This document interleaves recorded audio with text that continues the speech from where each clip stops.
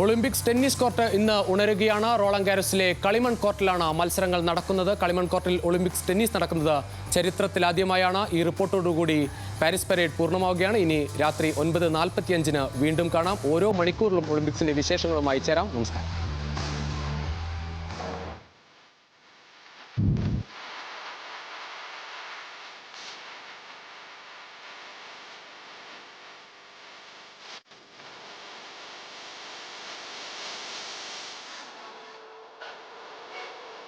മുപ്പത്തെട്ടുകാരൻ Rafael Nadal, 37 Novak ജോക്കോവിച്ച്, 27 Alexander സുവരോവ്, 21 Carlos Alcaraz, റോളൻ Garros എന്ന വിശ്വവിഖ്യാത വേദിയിലേക്ക് റാക്കറ്റുമേന്തി ഇവരെല്ലാം ഇന്നു മുതലെത്തും.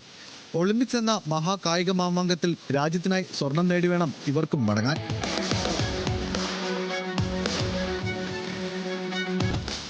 റോളൻ ഗാരോസ് എന്ന പ്രിയപ്പെട്ട വേദിയിൽ റഫേൽ നദാലിന് ഇത് അവസാന ഒളിമ്പിക്സ്. പാരീസിലെ കളിമൺ കോർട്ടിൽ നിന്ന് 14 ഫ്രഞ്ച് ഓപ്പൺ കിരീടങ്ങളാണ് റഫ സ്വന്തമാക്കിയിട്ടുള്ളത്. കളിമൺ കോർട്ടിന്റെ രാജാവ് എന്ന വിളിപ്പേരുള്ള നദാൽ 3ാം ഒളിമ്പിക്സ് സ്വർണമാണ് ലക്ഷ്യം വെക്കുന്നത്.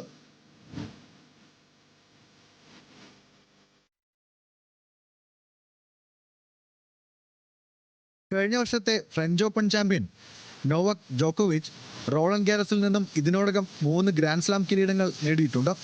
ബീജിംഗിൽ നേടിയ വെങ്കലം സ്വർണമാക്കി മാറ്റി മടങ്ങുകയാണ് ലക്ഷ്യം.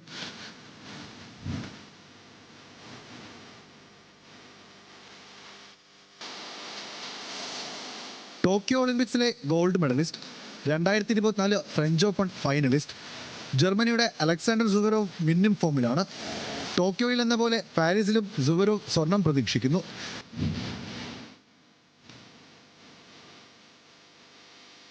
ടെന്നീസ് ലോക 1-ാം നമ്പർ താരം ഫ്രഞ്ച് ഓപ്പൺ ചാമ്പ്യൻ കാർലോസ് അൽക്കാരസിന് ഇത് ആദ്യ ഒളിമ്പിക്സ്.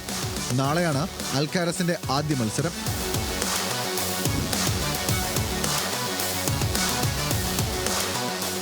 സുമിത് നാഗലാണ് പുരുഷ സിംഗിൾസിലെ ഇന്ത്യൻ പ്രതീക്ഷ. ഫ്രഞ്ച് താരമായ കോർട്ടേനാണ് ആദ്യ മത്സരത്തിൽ സുമിത്തിന്റെ എതിരാളി.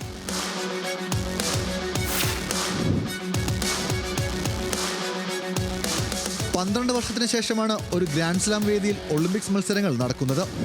നൂറ്റാണ്ടിന്റെ ചരിത്രമുള്ള റോളൻ ഗാരോസിൽ വിസിൽ മുഴങ്ങുമ്പോൾ ഒളിമ്പിക്സ് ടെന്നീസ് മത്സരം ആദ്യമായി കളിമൺ കോർട്ടിൽ നടക്കുന്നുവെന്ന പ്രത്യേകതയുമുണ്ട്. Olympics desk, news Malayalam.